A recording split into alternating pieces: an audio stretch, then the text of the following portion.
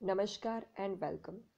Myself Dhruvika Kanabar from Sri A.K. Doshi Mahila College, Jamnagar, presenting the lecture of Auditing and Corporate Governance, TYBCom Semester 6, Unit 1,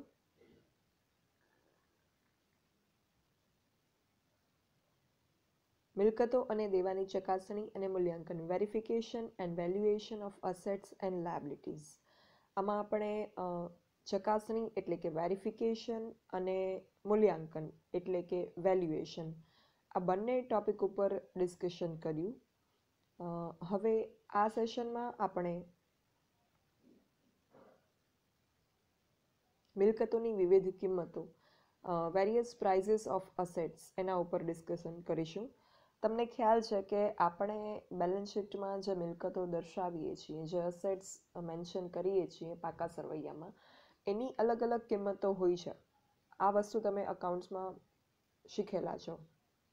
તો એ કઈ કઈ અલગ અલગ કિંમતો હોય છે અને એનો અર્થ શું થાય એના વિશે થોડુંક બેઝિક નોલેજ આપણે મેળવવાનું છે, કે જેનાથી ખ્યાલ આવશે કે મિલકતના મૂલ્યાંકન અંગે ઉપયોગમાં કયા એવા પોપ્યુલર વર્ડ્સ છે, પ્રચલિત શબ્દો છે કે જેનામાંના સિદ્ધાંતો અનુસાર આપણને ખ્યાલ હોવા જરૂરી છે. તો પહેલું કોસ્ટ પ્રાઇસ, મૂળ કિંમત. મિલકતને ખરીદવામાં આવે ત્યારે જે કિંમત ચૂકવવામાં આવે એને કહેવાય મિલકતની મૂળ કિંમત કે પડતર કિંમત કે કોસ્ટ પ્રાઇસ. મિલકતની ખરીદી કરવામાં આવે ત્યારે ખરીદીને લગતો ખર્ચ થાય, જેમ કે યંત્રની ખરીદી થાય તો યંત્રને લાવવાનો ખર્ચ થાય, એનો ગોઠવણીનો એટલે કે ઇન્સ્ટોલેશન ચાર્જીસ થાય, તો એને પણ પડતર કિંમતમાં, મૂળ કિંમતમાં, કોસ્ટ પ્રાઇસમાં એડ કરી દેવામાં આવે છે, ઉમેરવામાં આવે છે. અને જો કોઈ વાર મિલકત ખરીદી ન હોય અને કંપનીમાં, પેઢીમાં, ફેક્ટરીમાં જાતે બનાવેલી હોય તો એ મિલકત બનાવવા માટે જેટલો પણ માલ સામાન, મજૂરી, શિરોપરી ખર્ચ વપરાય, જેટલું પણ materials, direct labour and direct veggies વપરાય, ડાયરેક્ટ એક્સપેન્સીસ જે થાય, એના જે ટોટલ થાય, એનો જે સરવાળો થાય, એને આપણે મિલકતની પડતર કિંમત કહીએ, અગર આપણે મિલકત બહારથી ન ખરીદતા પેઢીમાં બનાવતા હોઈએ તો. તો આ થયું મિલકતની મૂળ કિંમત કે કોસ્ટ પ્રાઇસ, કે જેટલામાં આપણને મિલકત પડે, એકચ્યુઅલમાં આપણે ખરીદવામાં કે બનાવવામાં જેટલો પણ ખર્ચ થાય, that is cost price. Second છે માર્કેટ વેલ્યુ, મિલકતની બજાર કિંમત.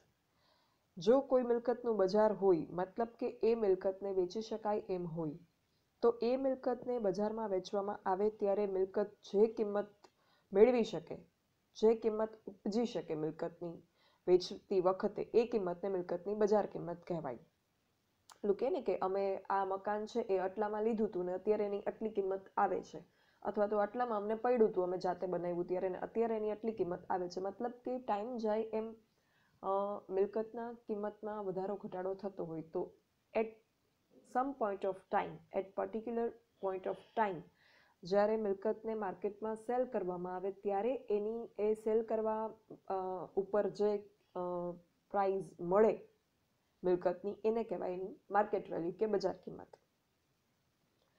પછી બુક વેલ્યુ, ચોપડે દર્શાવેલ કિંમત. બુક્સ ઓફ અકાઉન્ટ્સ હોય, હિસાબી ચોપડા હોય, એમાં મિલકત જે કિંમતે દર્શાવવામાં આવતી હોય એ કિંમતને કહેવાય ચોપડે દર્શાવેલ કિંમત. તો હવે એમ થશે કે મિલકત જેટલામાં પડી હોય આપણને, જેટલામાં આપણે ખરીદી હોય, મૂળ કિંમત જે હોય કોસ્ટ પ્રાઇસ, એ જ કિંમતે આપણે ન દર્શાવતા હોઈએ બુક્સ ઓફ અકાઉન્ટ્સમાં, હિસાબી નોંધમાં. નહીં. તમે યાદ કરો કે આપણે મિલકત જ્યારે લખીએ બુક્સ ઓફ અકાઉન્ટ્સમાં ત્યારે આપણે એમાંથી ઘસારો માઇનસ કરીએ છીએ as per the rules of accounting. તો મિલકતની મૂળ કિંમત જે હોય, કોસ્ટ પ્રાઇસ હોય, એના બાદ એમાંથી માંડી વાળેલ ઘસારો ગણવામાં આવે પછી જે કિંમત આવે એને કહેવાય મિલકતની ચોપડે દર્શાવેલ કિંમત. એટલે કોઈ એક પર્ટિક્યુલર યરના બુક્સ ઓફ અકાઉન્ટ્સ હોય, એમાં એ મિલકતની જે વેલ્યુ હશે, બુક વેલ્યુ, એ મૂળ કિંમત માઇનસ ઘસારો એટલા સમયનો બાદ કર્યા પછીનું હશે. એટલે ખ્યાલ આવે કે અત્યારે એ મિલકતની વેલ્યુ કેટલી છે. અમુક સમય, અમુક વર્ષો વપરાઈ ગયા પછી એનો ઘસારો એના ઉપર એપ્લાય કર્યા પછી, ડેપ્રિસિએશનની અમાઉન્ટ માઇનસ કર્યા પછી અત્યારે એની પ્રેઝન્ટ વેલ્યુ કેટલી છે એ આપણને પર્ટિક્યુલર યરના બુક્સ ઓફ અકાઉન્ટ્સની બુક વેલ્યુ ઉપરથી ખબર પડે, બિકોઝ એમાં કોસ્ટ પ્રાઇસ માઇનસ ડેપ્રિસિએશન કરેલું હોય. તો આ થઈ બુક વેલ્યુ કે ચોપડે દર્શાવેલ કિંમત. હવે રિપ્લેસમેન્ટ વેલ્યુ, પુનઃસ્થાપના કિંમત. મિલકતને અગર રિપ્લેસ કરવામાં આવે, મિલકત જૂની થઈ જાય, આઉટ ઓફ ઓર્ડર થઈ જાય અગર મશીનરી, તો ઇન દેટ કેસ એને રિપ્લેસ કરવામાં આવતું હોય છે અને પુનઃસ્થાપના કરવામાં આવતી હોય. એક મિલકતને દૂર કરી અને ત્યાં બીજી મિલકત વસાવવામાં આવે, તો મિલકતો પુનઃસ્થાપિત કરવા જે કિંમત ચૂકવવી પડે એને પુનઃસ્થાપન કિંમત કહેવાય. પુનઃસ્થાપન કિંમતમાં પણ મિલકતની ખરીદીને લગતા ખર્ચ પણ ઉમેરવામાં આવે છે. ત્યારબાદ રિયલાઇઝેબલ વેલ્યુ, ઉપજ કિંમત અથવા સંપાદન કિંમત. જૂની કિંમત બજારમાં વેચતા, જૂની મિલકત બજારમાં વેચતા જે મૂલ્ય ઉપજી શકે એમ હોય એને કહેવાય ઉપજ કિંમત કે સંપાદન કિંમત. ઉપજ કિંમતમાંથી જે કોઈ વેચાણ ખર્ચ થાય, કમિશન, દલાલી, આ બધું બાદ કરવામાં આવે. મિલકત વેચવા માટે અગર આપણે કોઈ બ્રોકરને રોકેલા હોય તો એમનું કમિશન કે દલાલી અને વેચાણના જે કોઈ આવા ખર્ચા હોય એને બાદ કરવામાં આવતા હોય છે અને એ સિવાય જે હોય એને કહેવાય ઉપજ કિંમત. હવે અહીંયા તમને એમ થશે કે તો બજાર કિંમત અને ઉપજ કિંમતમાં શું ફેર? તો બજાર કિંમત જે છે એમાં મિલકતને ઓપન માર્કેટમાં વેચવામાં આવે છે અને મિલકત યુઝડ છે કે અનયુઝડ ઇટ ડઝ નોટ મેટર. પણ ઉપજ કિંમતમાં જૂની મિલકત જે છે એને વેચવામાં આવે છે. પછી સ્ક્રેપ વેલ્યુ કે બ્રેકઅપ વેલ્યુ કે ભંગાર કિંમત. મિલકત જે છે અગર વપરાઈ શકે એમ જ ના હોય, જૂની મિલકત ભંગારમાં જ જાય, મતલબ એને રિસાયકલ કરીને જ યુઝ થઈ શકે એમ હોય, એટ પ્રેઝન્ટ એ મિલકત કોઈ પણ વસ્તુ હોય મિલકત તરીકે એનો ઉપયોગ થઈ શકે એમ ના હોય, તો એને ભંગારમાં આપી દેવામાં આવે છે. તો મિલકત ભંગાર થઈ જાય અથવા તો બિનઉપયોગી થઈ જાય, યુટિલાઇઝેશન એનું શક્ય ના હોય, ત્યારે એને વેચી દેતા જે કિંમત ઉપજે એ સિમ્પલી એને કહેવાય ભંગાર કિંમત, સ્ક્રેપ વેલ્યુ કે બ્રેકઅપ વેલ્યુ. એના પછી રિવેલ્યુએશન વેલ્યુ, ફેર આંકણી કિંમત. રિવેલ્યુએશન, ફેર આંકણી. એવરી યર બેલેન્સ શીટમાં પાકા સરવૈયામાં મિલકતની કિંમતની ફેર આંકણી કે પુનઃ આંકણી કરવામાં આવે એને કહેવાય ફેર આંકણી કિંમત.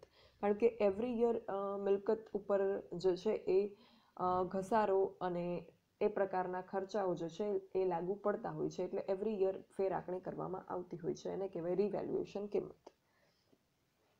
તો આ થઈ મિલકતની વિવિધ કિંમતો. મિલકતોનું વર્ગીકરણની અગર આપણે વાત કરીએ તો એક ચાર્ટ તમને પેજ નંબર 11 ઉપર તમારી બુકમાં આપેલો છે. મિલકતના વર્ગીકરણમાં પણ મિલકતની મુખ્ય 3 પ્રકાર છે: સ્થાયી મિલકત, અસ્થાયી મિલકત અને અવાસ્તવિક મિલકત. સ્થાયી મિલકત એટલે ફિક્સ્ડ એસેટ, અસ્થાયી મિલકત એટલે ફ્લોટિંગ એસેટ્સ, જેને આપણે ચાલુ મિલકતો પણ કહીએ છીએ, પણ માઇનર ડિફરન્સ છે એના વચ્ચે, કરંટ એસેટ્સ અને ફ્લોટિંગ એસેટ્સ વચ્ચે. અને એ સિવાય અવાસ્તવિક મિલકતો એટલે કે ફિક્ટિશિયસ એસેટ્સ. તો સ્થાયી મિલકત ફિક્સ્ડ એસેટમાં પાછા 2 ટાઈપ પડે: દ્રશ્ય અને અદ્રશ્ય મિલકત, ટેન્જિબલ અને ઇન્ટેન્જિબલ. દ્રશ્ય એટલે કે જેને દેખાઈ શકે, જેને સ્પર્શી શકાય, assets which can be seen, which can be touched, that are tangible assets, કે જેમાં જમીન, મકાન, પ્લાન્ટ, યંત્ર, ફર્નિચર, ફિક્સચર્સ, વ્હીકલ્સ, વાહનો, આ બધું આવે. અદ્રશ્ય મિલકત, પાઘડી, પેટર્ન, ટ્રેડમાર્ક, કોપીરાઇટ, તમને બધાને ખ્યાલ છે. પછી અસ્થાયી મિલકત, ફ્લોટિંગ એસેટ્સ કે કરંટ એસેટ્સમાં રોકડ, દેવાદારો, લેણી હુંડી, માલ, સ્ટોક, રોકાણો, આ બધું આવે. કેશ, ડેટર્સ, બિલ્સ, રિસીવેબલ્સ, ઇન્વેસ્ટમેન્ટ અને સ્ટોક. અને ફિક્ટિશિયસ એસેટ્સ એટલે કે અવાસ્તવિક મિલકતમાં એવી મિલકત આવે કે જે એકચ્યુઅલમાં આપણી એસેટ છે નહીં, એ વાસ્તવિક મિલકત નથી. એમાં આવે પ્રિલિમિનરી એક્સપેન્સીસ એટલે કે પ્રાથમિક ખર્ચા, ડિબેન્ચર ડિસ્કાઉન્ટ, શેર વટાવ, ડિબેન્ચર વટાવ, બાહેંધરી દલાલી એટલે કે અંડરરાઇટિંગ કમિશન, અને જાહેરાત ઝુંબેશ ખર્ચ એટલે કે એડવર્ટાઇઝમેન્ટ કેમ્પેઇન એક્સપેન્સીસ. આ બધું ફિક્સ્ડ એસેટ્સમાં આવે, બિકોઝ આ જે ખર્ચ છે એ કંપની માટે એકચ્યુઅલમાં ખર્ચ છે, પણ છતાં પણ આપણે એને નફા નુકસાન ખાતામાં ડેબિટ સાઇડે P&L એકાઉન્ટમાં નથી લખતા, નફા નુકસાન ખાતાની ઉધાર બાજુ. શું કામ? બિકોઝ આ જે ખર્ચ છે, આ જે એક્સપેન્ડિચર છે, એનો કંપનીને લાંબા સમય સુધી લાભ મળે છે. દેટ ઇઝ વાય એ કંપનીની એક રીતે મિલકત કહેવાય, કારણ કે તમને જેનો લાંબા સમય સુધી લાભ મળે, that is not your expenditure but your assets. That's why આપણે એને બેલેન્સ શીટમાં લખીએ છીએ, પણ એકચ્યુઅલમાં એ પાછી મિલકત છે નહીં, છે તો એ અલ્ટિમેટલી એક્સપેન્ડિચર, ખર્ચ, પણ એનો માત્ર લાભ લાંબા સમય સુધી મળે છે, એટલે આપણે એને લખીએ છીએ બેલેન્સ શીટમાં, બટ એકચ્યુઅલમાં એને અવાસ્તવિક મિલકત, ફિક્ટિશિયસ એસેટ્સ માનવામાં આવે છે. પ્રાથમિક ખર્ચ એટલે કે શરૂઆતમાં કરેલો હોય પણ એનો અમુક વર્ષો સુધી ફાયદો મળે. જાહેરાત ઝુંબેશ ખર્ચ છે, એડવર્ટાઇઝમેન્ટ કેમ્પેઇન એક્સપેન્સીસ, તો એ અમુક વર્ષોનો પ્રોગ્રામ હોય છે. તો એનો ફાયદો વર્ષો સુધી કંપનીને મળે છે, બિકોઝ એ જાહેરાતથી કંપનીનું વર્ષો સુધી માર્કેટમાં એક પોપ્યુલારિટી જે છે, ઇમેજ છે, એ રહે છે. તો આ છે મિલકતનું વર્ગીકરણ. આ પ્રકારની મિલકતો જનરલી કોઈ પણ કંપની કે પેઢીમાં હોય છે. હવે નેક્સ્ટ આપણે મિલકત, જુદી જુદી મિલકતના ચકાસણી અને મૂલ્યાંકન કઈ રીતે કરી શકાય, which points to be considered while verifying different types of assets, એના વિશેની verifying and valuing different type of assets, એના વિશેનું ડિસ્કશન આપણે હવે વન બાય વન એક પ્રકારની અસેટ્સને લઈ અને એના ઉપર ડિસ્કશન કરીશું કે એ પર્ટિક્યુલર અસેટને કઈ રીતે એનું ચકાસણી અને મૂલ્યાંકન થાય, કઈ રીતે એનું વેરિફિકેશન અને વેલ્યુએશન થાય, એમાં કઈ કઈ બાબતો, કયા કયા ડોક્યુમેન્ટ્સ તપાસવાના રહે, કઈ કઈ મેટર્સ, કયા કયા પોઈન્ટ્સ કન્સિડર કરવાના રહે, એ બધું ડિસ્કશન હવે આપણે એક એસેટનું વન બાય વન કરીશું અને પછી આપણે જવાબદારીઓનું એટલે કે લાયબિલિટીઝનું આ રીતના ડિસ્કશન કરીશું. Thank you. For any doubts or queries, you can write me on this mail dbk.dhruvika@gmail.com. Thank you.